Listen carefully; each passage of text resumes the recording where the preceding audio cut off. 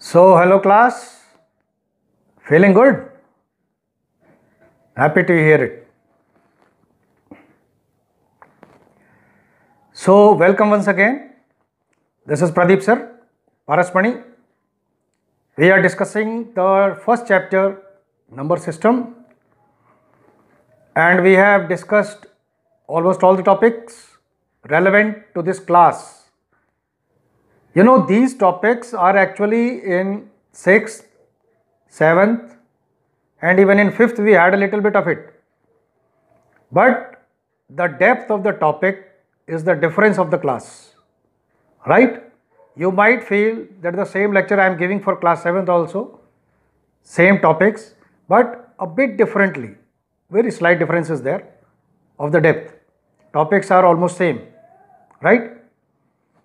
So today we will discuss Roman numerals. You all might have seen Roman numerals, notations. This Roman numerals is actually one of the most ancient way of writing the numerals. Before we understand this Roman numbers, we have to understand that there are 7 basic symbols which we use to write a number in Roman numerals. As you can see on the board, in Roman numerals, we have I for 1. We have the symbol V for number 5. We have the number 10 represented by X. We have the number 50 represented by L. We have the number 100 represented by letter C. We have the number 500 represented by letter D. And we have the number 1000 represented by the letter M. Now there are some very basic rules. You can note it down. I have written on the board also, no problem, right? First rule is repetition of a symbol in a Roman system means that you are adding it, right? Example I'll show, just wait. Second rule is a smaller number written to the right of a larger numeral is always added to the larger numeral, right? Third rule is a smaller number written to the left of a larger numeral is always subtracted from the larger numeral. Is very fine.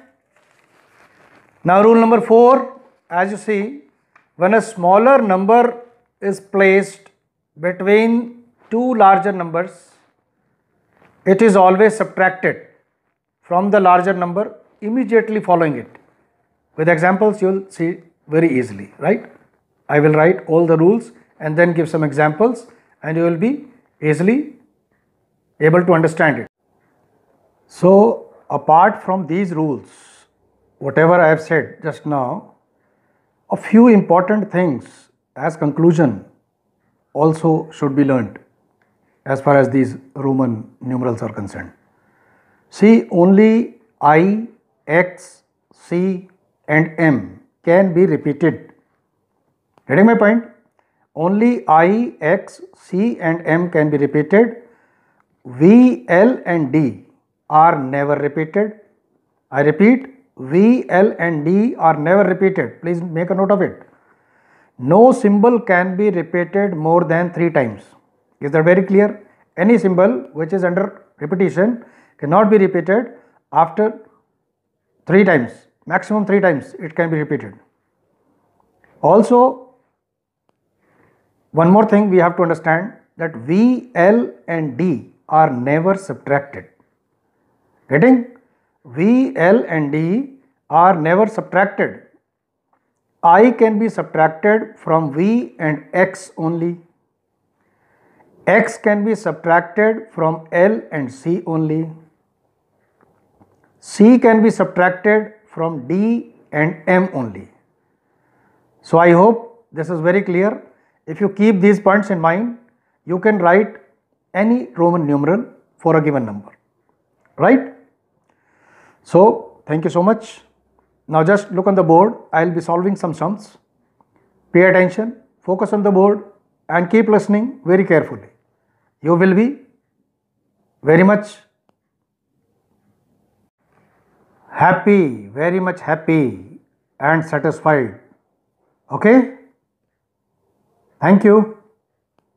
So friends, just see on the board, as I told you, there are some important symbols we use in the Roman numerals. For example, 1 is represented by I, 5 is represented by V, 10 is represented by X, 50 is represented by L, 100 is represented by C, 500 is represented by D, and 1000 is represented by M. And just on the right bottom, if you see, I have written V bar, which means 5000, and also I have written X bar, which means 10,000.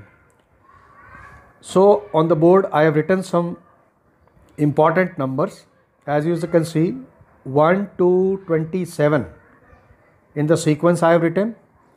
You can easily observe the symbolic representation in the Roman numerals. Then I have taken some specific examples which can confuse you. So you can apply the same logic as I told you just now. Keeping in mind the rules, you can write any Hindu Arabic numeral in the Roman numeral system and so on. Thank you. Keep learning, keep enjoying, keep studying.